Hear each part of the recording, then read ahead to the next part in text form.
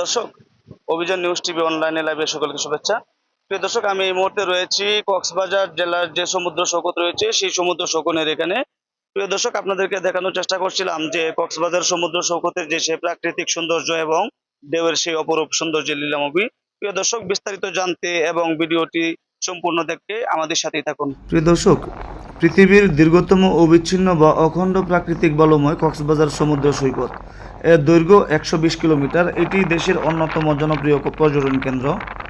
কক্সবাজার সমুদ্র সৈকতে আগত দেশি বিদেশি পর্যটকদের নিরাপত্তা নিশ্চিত করতে জেলা প্রশাসন এবং ট্যুরিস্ট পুলিশ যৌথভাবে সমুদ্র সৈকত এবং আশেপাশের এলাকায় ৩ স্তরে নিরাপত্তা ব্যবস্থা কার্যকর করেছে।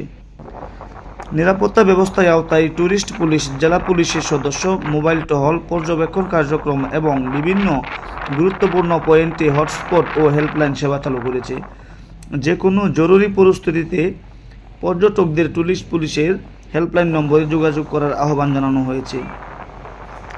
প্রিয় দর্শক, আরও একটি বিষয় হচ্ছে সৈকতে চলাফেরার সতর্কতা অবলম্বন করা জরুরি।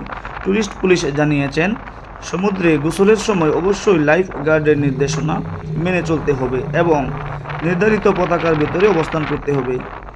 লাল পতাকা বা নিষিদ্ধ এলাকায় সমুদ্রে নামা থেকে বিরত থাকার অনুরোধ করা হয়েছে। এছাড়াও গভীর রাতে সৈকতের নির্জন এলাকা কিংবা ঝাউবনে একা চলাচল না করার পরামর্শ দেওয়া হয়েছে। অপরিচিত কোনো ব্যক্তির দেওয়া খাবার গ্রহণ, মেসেজ সেবা নেওয়া বা সন্দেহজনক ব্যক্তিদের সঙ্গে অপ্রয়োজনীয় যোগাযোগ থেকেও বিরত থাকতে বলা হয়েছে। সৈকতের ফটোগ্রাফার, ঘোড়ার গাড়ি, বিচ বাইক কিংবা ওয়াটার বাইক সহ যে কোনো সেবা গ্রহণের আগে সেবাদাতার পরিচয় নিশ্চিত করে দরদাম চূড়ান্ত করার পরামর্শ দিয়েছেন কর্তৃপক্ষ।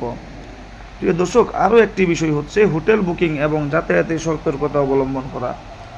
হোটেলে ওঠার সময় জাতীয় পরিচয়পত্র সঙ্গে রাখা এবং চেক ইনের আগে কক্ষ ভাড়া, সার্ভিস চার্জ এবং অন্যান্য অতিরিক্ত খরচ সম্পর্কে স্পষ্ট ধারণা নেওয়ার আহ্বান জানানো হয়েছে। যাতায়াতের ক্ষেত্রে অটোরিকশা, সিএনজি বা অন্য যে কোনো যানবাহনে ওঠার আগে গন্তব্য এবং ভাড়া নির্ধারণ করে নেওয়ার পরামর্শ দেওয়া হয়েছে, যাতে পরবর্তীতে যে কোনো ধরনের ভোগান্তি বা অতিরিক্ত ভাড়া আদায়ের শিকার হতে না হয়।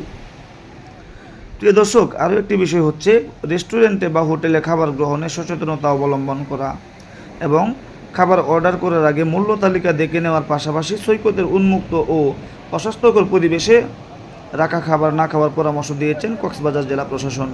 এতে খাদ্যজনিত অসুস্থতার ঝুঁকি কমবে বলে জানানো হয়েছে। দালাল চক্র সম্পর্কে স্পষ্ট সতর্কতা অবলম্বন করা জরুরি পর্যটকদের জন্য। কক্সবাজারে কিছু অটোরিকশা ও সিএনজি চালক বিভিন্ন হোটেল মোটেলের দালাল হিসেবে কাজ করে। কমিশনের বিনিময়ে তারা নির্দিষ্ট আবাসিক হোটেলে পর্যটকদের নিয়ে যাওয়ার চেষ্টা করেন।